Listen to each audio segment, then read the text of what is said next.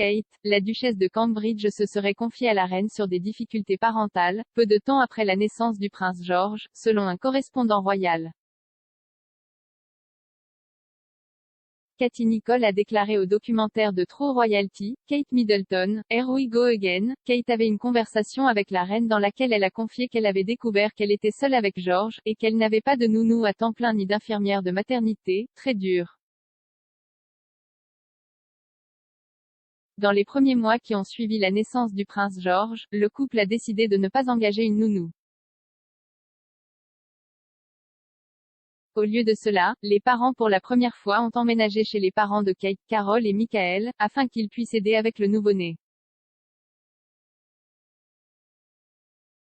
Comme d'autres parents, le couple a trouvé que l'adaptation à la vie avec un nouveau-né était difficile et accablante, et la duchesse a cherché du réconfort auprès de la reine, mère de 4 enfants.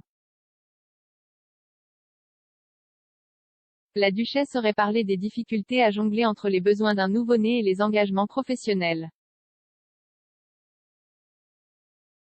Le prince William et Kate voulaient être très impliqués dans l'éducation de leurs enfants et offrir une enfance relativement normale à leur progéniture de 3 enfants, le prince George, la princesse Charlotte et le prince Louis, quelle que soit leur position dans la lignée de succession au trône.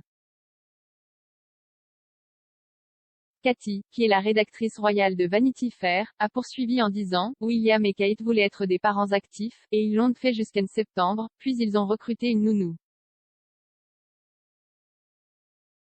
Les Cambridge ont nommé Maria Boraglio à cette époque, qui reste aujourd'hui la nounou des 3 enfants. Malgré la nomination d'une nounou, les enfants de Cambridge passent toujours beaucoup de temps avec leurs grands-parents adorés Carol et Michael, ce qui confère une certaine normalité à la vie du royal. Katie a réitéré ce fait en déclarant « L'une des choses qui permet à William et Kate d'être si ordinaires est la présence des Middleton dans leur vie. Carol est une habituée de ces portes dorées du palais de Kensington, elle file à toute allure dans sa Land Rover. Il n'y a aucune sécurité parce que tout le monde la connaît, elle se présente pour aider à l'heure du coucher et du bain. Elle est absolument indispensable. » En février 2020, Kate a également parlé de son expérience en tant que mère dans une interview pour le podcast Happy Mum Happy Baby de Giovanna Fletcher. Au cours du podcast, Kate a discuté de la grossesse et lorsqu'on lui a demandé si elle luttait contre la culpabilité de maman, Kate a répondu « Oui absolument, et quiconque ne le fait pas en tant que mère ment en fait. Oui tout le temps, il y a un tel attrait, mais je suis une maman tellement pratique, et quoi que vous fassiez, vous voulez vous assurer que vous faites le meilleur travail possible pour vos enfants. »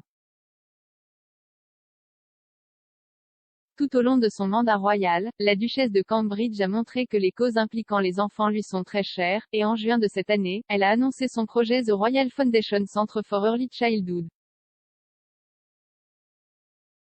Le programme entend faire prendre conscience et agir sur l'impact extraordinaire de la petite enfance, afin de transformer la société pour les générations à venir. Le programme s'appuie sur les travaux menés par la duchesse au cours des 9 dernières années, en examinant comment les expériences de la petite enfance peuvent devenir la racine de problèmes répandus dans la société, tels que les luttes contre la toxicomanie et l'itinérance. Le site internet de la Fondation déclare « Son Altesse royale est engagée dans cette cause cruciale, mais ce n'est qu'en travaillant ensemble que nous pourrons apporter un changement positif et durable pour les générations à venir. »